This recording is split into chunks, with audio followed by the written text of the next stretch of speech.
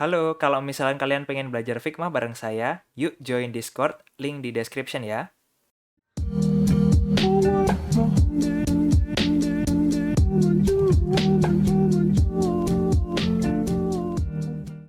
Halo teman-teman semua, balik lagi di Desa Desain bersama saya Mas Wijaya.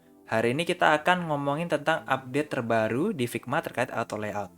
Seperti yang teman-teman tahu, Figma 2 minggu yang lalu, sekitar tanggal 10 sampai 11 Mei 2022, itu mereka ngadain conference, namanya Config ya. Nah, di situ mereka rilis beberapa update terbaru, salah satunya adalah auto layout ini. Untuk update kali ini memang ada perubahan yang cukup signifikan, yaitu karena ada penambahan fitur dan ada perubahan layout itu sendiri. Nah, meskipun demikian, kalau misalnya kalian belum nonton video auto layout saya sebelumnya, saya sarankan untuk tonton terlebih dahulu, karena dalam menjelaskan video kali ini, saya asumsikan kalian sudah paham istilah dan prinsip auto layout. Jadi tolong tonton dulu ya, linknya ada di pojok kanan atas. Kita masuk ke pembahasan topik pertama, yaitu apa yang tidak bisa kita lakukan di auto layout. Ada 3 hal. Yang pertama adalah layout grid, kedua smart selection, kemudian yang ketiga adalah constraints. Yang pertama, layout grid. Bisa kalian lihat, untuk frame sebelah kiri yang card ini, saya sudah pakai layout grid kolom. Di sini saya bisa toggle switch ya untuk visibility-nya, kelihatan seperti ini atau enggak. Nah, ini saya pakainya di frame. Itu bisa pakai layout grid. Sedangkan kalau misalnya di auto layout, di card sebelah kanan, menu untuk layout grid akan menghilang. Kemudian yang kedua adalah Smart Selection. Smart Selection membantu kita untuk arrange beberapa objek di canvas. Misalkan seperti ini, saya punya 3 shape ya di sini. Nah, kalau misalnya saya seleksi semuanya, maka akan muncul seperti ini, ada tanda lingkaran, kemudian ada garis ini untuk mengatur jarak antar objek atau mereplace atau mengaturlah posisi masing-masing objek. Nah, di sini kita tidak bisa menggunakan smart selection di auto layout. Berikutnya ada constraints. Kalian bisa menggunakan constraints itu di frame aja sekarang. Seperti ini. Kalau misalnya saya klik child objeknya di dalam, maka akan ada menu constraints di sini. Sedangkan kalau misalkan auto layout, di dalam auto layout, child object tidak akan memiliki menu constraints. Kecuali kalau misalnya kalian sudah mengatur objek tersebut memiliki property fix atau absolute position. Nah, inilah fitur yang baru di auto layout. Kalian bisa mengatur child object itu memiliki posisi yang fix. Misalkan di sini saya punya shape ini, bookmark ini ya. Misalkan saya drag ke sini. Nah, dia akan menjadi child object untuk auto layout. Nah, saya kan nggak pengen dia di sini. Saya pengen dia di pojok kanan atas yang benar-benar mepet gitu kan. Nah, itu berarti saya harus ubah properti dia jadi absolute. Itu dengan cara klik di sini. Ada icon baru, absolute position. Kalian klik. Nah, kalian akhirnya bisa menggeser-geser objek ini sesuai dengan posisi yang kalian mau. Dan kalian bisa mengimplementasikan constraints di objek fix ini. Begitu juga dengan iconnya di sini, dia akan berubah menjadi ada ini ya, ada sikunya untuk iconnya. Misalnya saya ubah dia agar di pojok atas seperti ini. Nah, itu bisa. Kalaupun saya mengubah atau meresize auto layoutnya, dia akan ikut constraints yang sudah kita atur. Misalkan di sini saya atur dia agar nempel di atas sama kanan. Kalau misalnya saya resize, nah dia akan mengikuti aturan yang sudah kita buat. Kemudian yang kedua, ada update terkait resizing auto layout. Nah, resizing yang saya maksud adalah seperti hug contents, fill container, kemudian ada fix width. Itu yang dulunya di menu auto layout di sini, sekarang pindah ke atas di bagian frame ini. Di sini ada pilihannya untuk horizontal maupun vertikalnya. Seperti ini. Update berikutnya yaitu terkait canvas control. Kalau misalnya kalian klik suatu auto layout di canvas dan kalian hover di atasnya, kalian bisa melihat area arsiran merah seperti ini, yang itu menandakan kalian bisa mengatur atau mengubah spacing-nya. Misalkan di sini untuk padding right, saya klik ya, ada handle-nya di sini, saya klik, Nah, dia akan muncul input field yang bisa kita masukkan secara numerik. Misalnya saya masukkan 100 seperti ini, saya ketik, kemudian saya enter, maka right padding akan berubah menjadi 100 pixel seperti ini.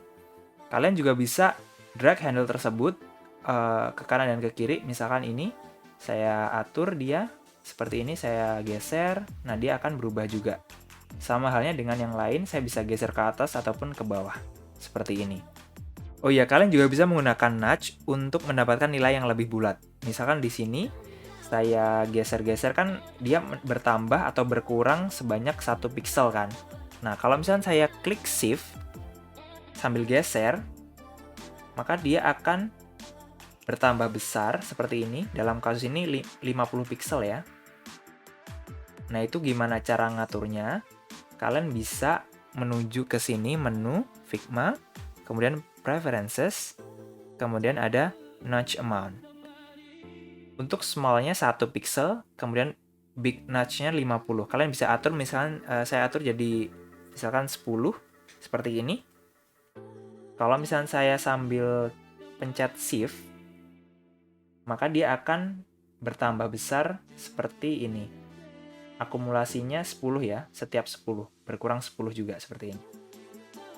Untuk padding, kalau misalnya kalian klik sambil menekan tombol Alt ataupun Option, kalian juga bisa mengatur padding dari arah yang berlawanan ya. Misalkan di sini kanan dan kiri, saya klik tombol Alt, kemudian saya geser, maka dua-duanya akan memiliki distance yang uniform. Begitu juga dengan padding top and bottom. Saya geser seperti ini, maka dua-duanya akan bergerak secara konstan. Tambahan lagi, kalau misalnya kalian menggeser sambil menekan tombol Shift dan Alt, maka kalian akan mengatur semua padding di auto layout. Ini saya klik Alt, kemudian saya klik Shift, maka semua padding akan terseleksi dan saya bisa mengatur semuanya secara uniform seperti ini. Nah, ini dengan catatan yang nudge tadi itu tidak berpengaruh ya, jadi diabaikan. Update berikutnya terkait pengaturan padding di sidebar. Jika kalian klik auto layout, maka sekarang di pengaturan padding ada dua jenis di sini. Ada horizontal padding kanan kiri dan vertical padding atas dan bawah. Kalau misalnya kalian klik di sini ada independent paddings, maka masing-masing bisa kalian atur sedemikian rupa sehingga kalian bisa mendapatkan independent padding di masing-masing sisinya. Kalau misalnya kalian klik satu input field di sini sambil pencet Ctrl, maka akan muncul satu input field yang memungkinkan kalian untuk mengetik seperti format CSS ya, jadi koma-koma gitu. Misalkan di sini saya pengen atur topnya 20, kemudian sebelah kanan adalah 40, kemudian yang sebelah bawah 60, sebelah kiri itu adalah 80. Saya klik enter, maka akan menjadi seperti ini. Untuk update berikutnya, kita ada yang namanya stacking order. Nah, di sini saya punya elemen avatar ini yang numpuk-numpuk ini. Ini kan pakai auto layout dengan spacing -8, seperti ini. Nah, saya bisa atur di sini, di advance layout-nya, diklik ini menunya, kemudian ada canvas stacking. Kita bisa pilih antara first on top, yang sebelah kiri paling atas, atau last on top, sebelah kanan paling atas. Secara prinsip, ini tidak mengubah posisi layer di kanvas. Ini secara visual aja, gitu. Untuk update berikutnya, kita ada yang namanya text baseline alignment. Misalkan di sini saya punya auto layout button ini ya, yang isinya icon house sama tulisan home. Nah, tolong kalian perhatikan baik-baik. Di sini saya atur dia agar center alignment posisinya. Dan bisa kalian lihat, di sini posisi untuk home, baseline-nya di sini bawahnya tidak segaris dengan ikonnya. Nah, ini saya bisa atur dia agar segaris dengan cara klik di sini advance layout-nya. Kemudian kalian tinggal klik di sini text baseline alignment. Nah, dia akan menjadi segaris.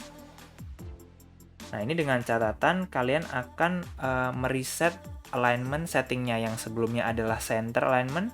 Dia cuma ada 3 opsi antara left baseline alignment, tengah, sama right, seperti ini. Untuk update terakhir, kita bisa menentukan apakah strokes itu masuk ke dalam auto layout apa tidak. Misalkan di sini, untuk child object icon ini, saya atur dia memiliki strokes outside dengan ketebalan 27 pixel seperti ini. Nah, kalau misalnya saya atur agar dia stroke dia tidak masuk ke dalam auto layout, saya tinggal pilih di sini Advanced Auto Layout, kemudian saya pilih strokes-nya agar excluded from layout, seperti ini. Nah, bisa kalian lihat sekarang auto layout hanya mempertimbangkan frame dari icon tersebut, sedangkan stroke-nya tetap berada di luar, seperti ini. Nah, kondisi ini berlaku untuk property strokes yang dia jenisnya outside sama center ya, karena dia kan istilahnya offset gitu ya, keluar frame. Sedangkan kalau misalnya kita pilih inside, itu tidak akan ada perubahan. Makasih banyak ya udah nonton video ini sampai akhir. Jika kalian merasa video ini bermanfaat buat kalian, jangan lupa untuk like dan subscribe ya. Oke, sampai jumpa di video berikutnya. Bye.